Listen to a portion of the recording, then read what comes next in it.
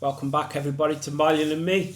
I hope you're all doing well. And this episode is about PIP. So, as we know from previous channels, this is PIP and me. All right. So, everyone, as you know by now, I'm Mike. And if you're watching this, there's a very good chance that you're going through a PIP assessment, or you've been through one, and you're sort of like, what on earth was all that about? So what we're going to do is we're going to break it down and we're going to see if there's any trick questions, right? Because I know you all think about it and think, are these people trying to trick me? Because let's be fair, the whole process is flawed. But we're going to get through stuff. So it can feel like a game, but one where nobody actually explains the rules. So today I want to break down the trick questions the assessors ask. Are they really trick questions? So wait till the end and I'll tell you if they are or not, and how you can answer them confidently, honestly, and in a way that actually reflects your reality, because that's what we want to get across, don't we? So the truth is, the system isn't designed to make it easy, is it? But when you understand why they ask what they ask, you can walk in prepared. And as we've said before, preparation, build your foundations, that is key. So important. So come on, you've got this. So we'll start with something that most people don't realise. Every question the assessor asks links directly to one of the PIP descriptors, no matter what it is. All right. So those official tick boxes that decide your points, basically. So when they're saying things like, can you cook a meal, or do you go out alone? They're not really asking about your cooking skills or your social life. They don't care, to be honest with you. They're just there to do a job, right? So they're asking whether you can do it safely, repeatedly, or to an acceptable standard without help, aids, or extra time, right? So if you miss that nuance, it can cost you points, and we don't want to lose points, right? So remember that. So we'll start with the classic. We'll keep it nice and simple to start off with. The question normally is, can you cook a simple meal?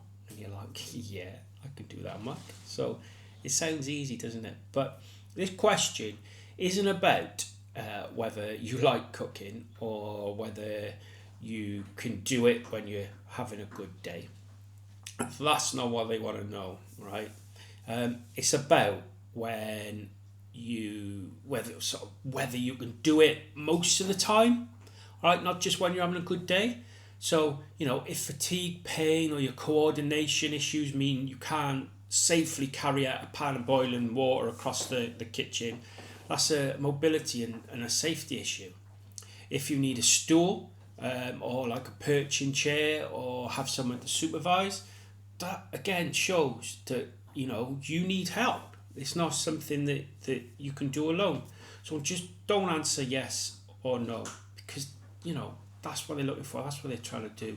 So explain the how, the difficulty, and the adaptations which you use. I've mentioned the ones there, but an example of it is, I can cook, but only when my partner's nearby to help me lift pans, because my left leg's weak and my balance goes if I'm standing too long. So chances are I'm going to drop that pan. So that paints a picture, and that's what you're looking for to get your points, really. So the next one you can look at is, do you go out by yourself? Now this one really winds me up, this question.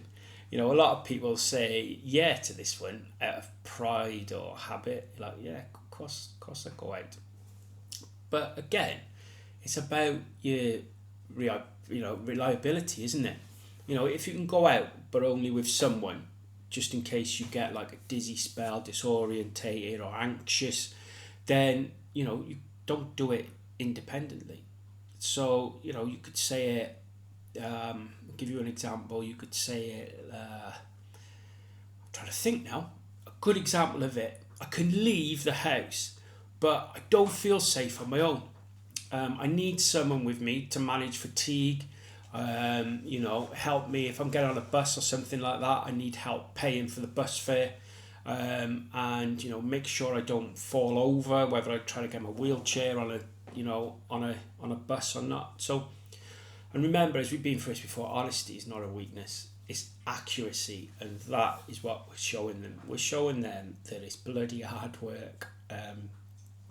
So another sneaky one is, how do you manage your medication? They're testing our cognitive function, or how we organize things. So, if brain fog means that you forget your doses, or you need to get reminders from an app or a partner, or a box Monday, Tuesday, Wednesday, Thursday, Friday, Saturday, Sunday, that's support. It just shows support, doesn't it? So never feel embarrassed to mention your aids or reminders. It's only going to get you points at the end of the day. So just mention them all. They exist because you need them. You gotta look at things like that. And then you've got the example of washing and dressing. How do you wash and dress yourself? This might be you think, yeah, I can manage this, but can you do it without pain? Can you do it without risk of your balance? And can you do it most of the time? Or do you genuinely need help, whether that's from a person, or whether it's from you've got grab rails or something like that, or maybe you need to sit down in the shower. You might need somebody to help dry your legs or something like that because you can't bend down. It's this is not about pride. It's about painting a clear picture of your reality. Now I know that's hard, and you could argue that, well, why should I be doing that? I'm disabled. Why? But unfortunately, it's one of those things, one of those hoops that we've got to jump through to get what we deserve. So the one phrase that changes everything is most of the time. That is what we want. Just keep saying most of the time. And you'll notice it through the PIP descriptors. If you can do something once in a while, that doesn't mean that you can do it most of the time. We all have good days, but we have more bad days than good days, don't we? So when answering questions, always think, could I do this safely, reliably, and repeatedly on a normal day? Just remember that. Just keep going over and over that all the time. If you can't, explain why, and go into great detail of why you can't dry your legs, and why you need to sit down in the shower, and why you need to cook a meal. So I know it's easy to downplay things, especially when you've lived with your condition for years. It becomes normal. These people haven't met you before. They don't know what your condition is. I talk from an MS point of view. People just think, he seems to be managing all right. But, for PIP, you have to describe life as it really is, not how you wish it was. It's a grim reality. You're not complaining. You're informing them what your life is like. If someone else had to live a week in your shoes, what would shock them? That's what you need to say. Come and live with me for a little bit, and I'll show you what it's like. I'll show you what it's like dragging my left leg around all day. I'll show you what it's like when I get crippling fatigue.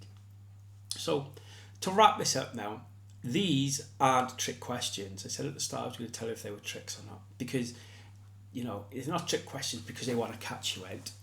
They're trick questions because they're confusingly worded. That's why, the wording of the questions is horrendous. So once you know what they're really asking, you're back in control, and you control this. As I've said to you before, it's your assessment, it's your interview. So if this video's helped you, please like, subscribe. It means the world to me if people do this. And I do this to sort of help people because I've been through it as well. So any help's always greatly appreciated. It's completely free. I'll try and do sort of PIP videos now and again, just to help you out. I've also got quite a bit of content coming with regards to MS, which is fantastic. I've got my new wheelchair as well, so you probably noticed a couple of shorts from me going off-road and things like that. So there's lots of good things to come. But if you're going through anything now with PIP, good luck with everything. I really mean that. And There's plenty of videos out there. So good luck, carry on, you've got this, and I'll speak to you on the next one.